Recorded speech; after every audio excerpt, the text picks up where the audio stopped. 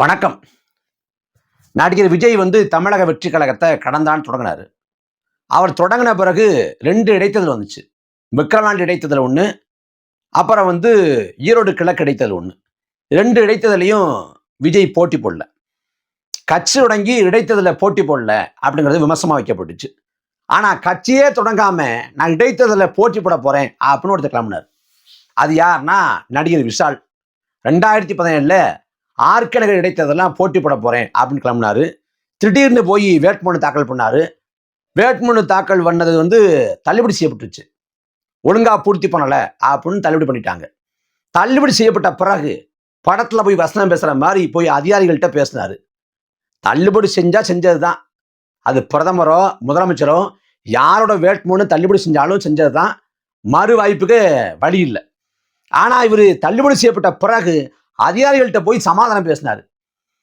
சமாதானம் பேசிட்டு வெளில பத்திரிகையாளர்கிட்ட தர்மம் நியாயம் ஜெயிச்சது அப்படின்னு அப்படியே உணர்ச்சி வயப்பட்டு பேசினார். அதுக்கு முறை தள்ளுபடி செய்யப்பட்டதான் சொல்லி அதோட முடிச்சு விட்டாங்க. அந்த விஷால் 2016ல ஒரு பேட்டி கொடுத்தாரு. நான் பேட்டியை பார்த்துட்டு மிரண்டுட்டேன். அவர் சொல்றாரு, அவ்வளவு பெரிய விஷயம் கச்சத்தீவே மீட்டுட்டாங்க. அப்ப நடிகர் சங்கத்தை என்னால மீட்க முடியாதா அப்படின்னு கேட்டாரு. என்னது, கச்சத்தீவை மீட்டுட்டாங்களா அப்படிங்கிற மாதிரி நமக்கு ஒரு பேரதிர்ச்சி. கச்சத்தீவை மீட்க சொல்லி மீனவர் அமைப்பு போராடுது, பொதுமக்கள் போராடுறாங்க. நாம் தமிழர் கட்சி போன்ற கட்சிகள் கோரிக்கை வைக்கிறோம், போராடுறோம், கருத்துருவாக்கம் செய்யறோம் ஒரு பக்கம். இதுல திமுக பல ஆண்டுகளா கச்சத்தீவை மீட்போம்னு ஒரு தேர்தல் வாக்குறுதி மட்டுமே கொடுத்து வர்றாங்க. கச்சத்தீவை மீட்கலங்கிறது எல்லாருக்கும் தெரியும், அரசியல் அறிஞ்ச எல்லாருக்கும் தெரியும். ஆனா விஷால் கச்சத்தீவை மீட்டுட்டாங்க அப்படின்னாரு. அந்த அளவுக்கு ஞான சூனியம், அரசியல்ல ஞான சூனியம் விஷால். அந்த விஷாலே காரி துப்புற அளவுக்கு தான் விஜயோட அரசியல் இருக்கு. அண்மையில ஒரு 2 நாள் இருக்குன்னு நினைக்கிறேன், ஒரு செய்தியாளர் சந்திப்புல விஷால் பேசுறாரு. விஜய் குறித்து கேட்கறாங்க. கேட்கிறப்ப சொல்றாரு, அவரு முதல்ல பிரஸ் மீட்டுக்கு வரட்டும், அவர்கிட்ட கேளுங்க அப்படிங்கிறாப்புல. விஷால் சொன்னது மற்றதெல்லாம் நமக்கு உடன்பாடு இருக்கு இல்லைங்கிற தாண்டி விஜய் பத்திரிகா சந்திப்புக்கு வரட்டுங்கிற விஷாலோட கருத்துங்கிறது சரியான கருத்து தான். அதுல மாற்று கருத்து இருக்க முடியாது. இப்ப எங்களுக்கு கொள்கை எதிரி அப்படின்னு விஜய் சொல்றாருல, அந்த கொள்கை எதிரியாக்கக்கூடிய பாஜகவோட இன்றைக்கு கர்த்தாவாக தலைவரை போல இருக்கக்கூடிய ஐயா மோடி அவர்கள் இந்த 10-11 ஆண்டு காலத்துல பத்திரிகையாளர் சந்திப்பை நிகழ்த்தவே இல்லை. வெளிநாட்டுக்கு போறாரு. வெளிநாட்டுக்கு போன உடனே ஒளி வாங்கி எடுத்து ஒரு பத்திரிகையாளர் நிறுத்துறாரு. ஓ மை காட் அப்படின்னு பார்த்தவன அதிர்ச்சி ஆகிறாரு. ஏன் அவர் பத்திரிகையாளர் சந்திப்பை நிகழ்த்த மாட்டேங்கிறாருன்னா, பத்திரிகையாளர்களை ஏன் எதிர்கொள்ள மாட்டேங்கிறாருன்னா, எதிர்கொண்டா தப்பா டான்ஸ் ஆடிடும். ஏன்னா கேள்வியில வச்சா எந்த கேள்விக்கும் பதில் சொல்ல முடியாது. ஏன்னா அவ்வளவு மோசமான ஆட்சி நிர்வாகம் ஊருக்கே தெரியும். அப்ப அவர் தடுமாறுறாரு, பயப்படுறாரு. பத்திரிகையாளர் சந்திப்புனா தொடர் நடக்கிறாருன்னா அவங்கள புரிஞ்சுக்க முடியுது. ஆனா நான் இங்க புதிய அரசு அமைக்க போறேன், ஆட்சியை பிடிக்க போறேன் அப்படின்னு சூழலைத்துக் கொண்டிருக்கக்கூடிய விஜய் பத்திரிகையாளர் சந்திக்க ஏன் தயங்குறாருன்னு புரியல. ஏன் தயங்குறாரு? அவருக்கு அதே கதை தான். இவரு போய் பத்திரிகையாளர் சந்திப்பை நிகழ்த்தினாலும் டப்பா டான்ஸ் ஆடிடும். ஏன்னா புரோவுக்கு எதுவும் தெரியாது. யாரோ எழுதி கொடுத்த வசனத்தை படத்துல எப்படி அவரு அப்படியே உணர்ச்சி வயப்பட்டு பேசுவாரோ அதே போல மேடைகள்ல பேசி கொண்டிருக்காரு. கட்சி தொடங்கி ஓராண்டு ஆயிடுச்சு. இந்த ஓராண்டு காலத்துல விஜய் எத்தனை முறை பேசினாரு, மக்களுக்காக எவ்வளவு நேரம் பேசினாருன்னு ஒட்டுமொத்தமா கணக்கிட்டு பார்த்தா வெறும் 48 நிமிஷம் தான். ஒரு அரசியல் தலைவர், அதுவும் புதுசா வந்திருக்கக்கூடிய அரசியல் தலைவர், தமிழ்நாட்டில் ஆட்சியை பிடிக்க விரும்பக்கூடிய ஒரு தலைவர் ஓராண்டு காலத்துல மக்கள் மத்தியில பேசுனது வெறும் 48 நிமிஷம் தான். அதுவும் அண்மையில பேசின பேச்சு இருக்கு பாருங்க, ஐயோ. கட்சியோட ஓராண்டு நிறைவு 2ஆம் ஆண்டு தொடக்க விழா நிகழ்வு நடக்குது. அதுல பேசுறாரு விஜய். பேசினார்னா 1 வார காலம் இதாங்க கண்டென்ட், இதாங்க பேசு பொருள். தமிழக அரசியல் களத்தை புரட்டி போட போறாரு, பெரிய அறிவிப்பை விட போறாரு, முக்கியமானதெல்லாம் பேச போறாரு.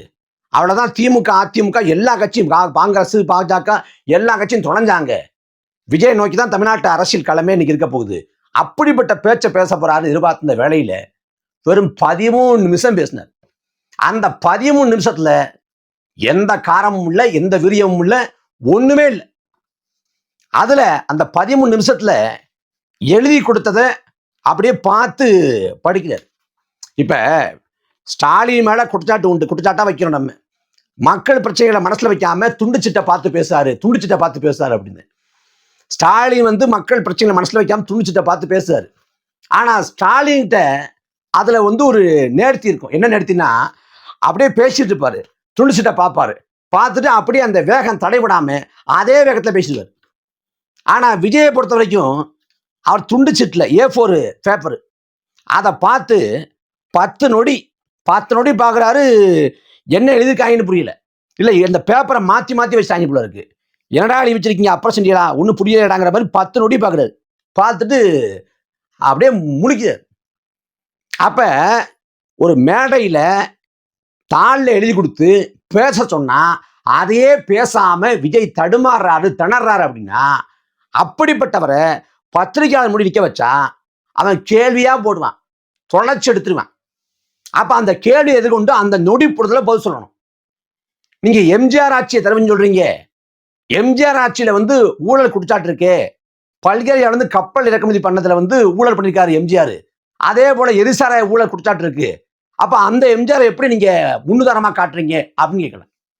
ஒரு பக்கம் பெரியாரை கொண்டாடுறீங்க. பெரியாரோட கோட்பாடு பார்ப்பனர் அல்லாத அரசியல். அந்த பார்ப்பனர் அல்லாத அரசியல் முடிஞ்சு போச்சுன்னு சொல்லிட்டு கண்டேங்கிற பார்ப்பனரை அமைச்சராக்கினவர் வந்து எம்ஜிஆர். அந்த எம்ஜிஆரை கொண்டாடுவது வந்து பொருந்தாது இருக்கே அப்படின்னு கேட்டா பதில் கிடையாது. அண்ணாயிசம் அப்படின்னு எம்ஜிஆர் சொன்னாரு. ஆனா அண்ணாவோட உயிர்நாடி கோட்பாடான மாநில தன்னாட்சிக்கு எதிரான அவசர நிலை பிரகடனத்தை வந்து எம்ஜிஆர் ஆதரிச்சாரு. அந்த எம்ஜிஆர் எப்படி முன்னுதாரணமா காட்டுறீங்க அப்படின்னு கேட்டாலும் பதில் கிடையாது. 5 கொள்கை வழிகாட்டி சொல்றீங்க. ஒரு பக்கம் பெரியாரு, இன்னொரு பக்கம் அஞ்சலை அம்மாள், காமராசர். பெரியார் வந்து சுதந்திர நாள கருப்பு நாள்னாரு. காமராசர் சுதந்திரத்துக்காக பாடுபட்டாரு. அஞ்சலை அம்மாள் சுதந்திரத்துக்காக பாடுபட்டாங்க. அப்ப எது உங்க கருத்து? வேலுநாச்சியார் வந்து மன்னராட்சி காலத்துல வாழ்ந்தாங்க. அவங்க எந்த கோட்பாட்டையும் வைக்கவும் இல்லை, எந்த கோட்பாட்டையும் ஏற்கவும் இல்லை. அவங்க மன்னராட்சி காலத்துல வாழ்ந்தாங்க. அவங்க கிட்ட எந்த கோட்பாடை எடுத்துக்கிட்டீங்க? அவங்க கிட்ட இருந்து விடுதலைங்கிற கோட்பாடை, அடிமை இந்தியாவோட அடிமை நாட்டோட விடுதலைங்கிற கோட்பாடை எடுத்துக்கிட்டீங்கன்னா, இங்க நாடு சுதந்திரம் பெற்றதை கருப்பு நாள் வரைச்ச பெரியார் எப்படி வைக்கிறீங்க அப்படின்னு கேட்டா பதில் இல்லை. அதே போல வந்து நீங்க மொழி இனம்ங்கிறத பிளவுவாதம்ங்கிறீங்க, பிரிவினைவாதம்ங்கிறீங்க. அப்ப திராவிடர்னு பெரியார் முழங்கினது என்ன? பிரிவினைவாதம் கூடாதுன்னா அண்ணாவும் பெரியாரும் திராவிட நாடு கேட்டாங்களே, அதுக்கு உங்க பதில் என்ன? திராவிடம்னா என்ன? திராவிடம்னா என்ன? மொழியா, இனமா, தத்துவமா, நிலப்பரப்பா, அதற்கான வரையறை என்ன? இப்படி கேள்வியா போட்டாங்களே விஜய்கிட்ட தெரிச்சு ஓடிடுவாப்புல. அப்ப இதெல்லாம் வேண்டாங்கிறதுனாலதான் அவர் வந்து பத்திரிகா சந்திப்பை நிகழ்த்தாம தப்பிச்சு வர்றாரு. தொலைக்காட்சி விவாதங்கள்ல வந்து உட்கார்ந்து தாவேகா சார்பா செய்தி தொடர்பாளர்கள் உட்கார்ந்து பேசுறாங்க. அவங்களோட புரிதலே ஒண்ணும் இல்லை, ஒன்றும் தெரியல. தொலைக்காட்சி உட்கார்ந்து பேசுறவங்களுக்கு ஒன்றும் தெரியல, கட்சியின் தலைவர் விஜய்க்கு ஒன்றும் தெரியல. ஆனா தமிழ்நாட்டை ஆளணுங்கிற ஆசை இருக்கு. அப்ப கோட்பாடு இல்லை, நிலைப்பாடு தெளிவா இல்லை, மக்களுக்காக உழைக்கணும்னு தோணல, மக்களுக்காக வந்து களத்துக்கு வரணும், மக்களோட மக்கள் அப்போ இணையணும்னு தோணல. ஆனா மக்களை ஆளணும் ஆசை இருக்கு. அப்ப ஏதாவது பண்ணி தமிழ்நாட்டில் பிரளயம் வந்துடும், பிரளயம் வந்துச்சுன்னா நம்ம ஆட்சியை பிடிச்சிடலாம், நமக்கு வந்து பெரிய மாசு இருக்கு, நாம தான் இப்ப 200 கோடியை வாங்கிட்டு இருக்கோம் படத்துல, நாம போனோம்னா மக்கள் ஓட்டு போட்டுருவான் அப்படின்னு நினைச்சிட்டு இருக்காரு. ரொம்ப கஷ்டம் ப்ரோ, ரொம்ப கஷ்டம். 200 கோடியை விட்டு வந்தாருலங்கிறேன். 200 கோடியை விட்டு வந்து துறவியாக போனாரு, அரசியலுக்கு தானே வந்தாரு. இங்க 3 ஆண்டுல 30,000 கோடி உள்ளடிச்சவளா இருக்கேன்.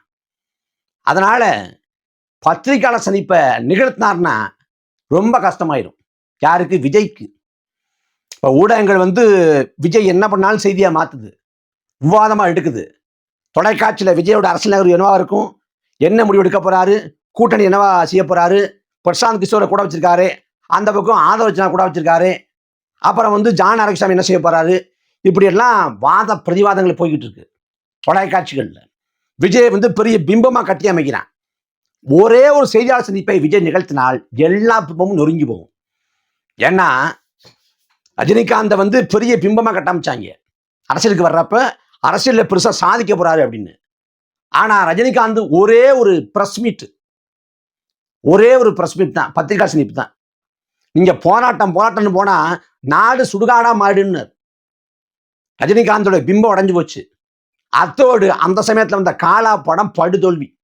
காரணம் ரஜினிகாந்தோட செய்தியாளர் சந்திப்பு.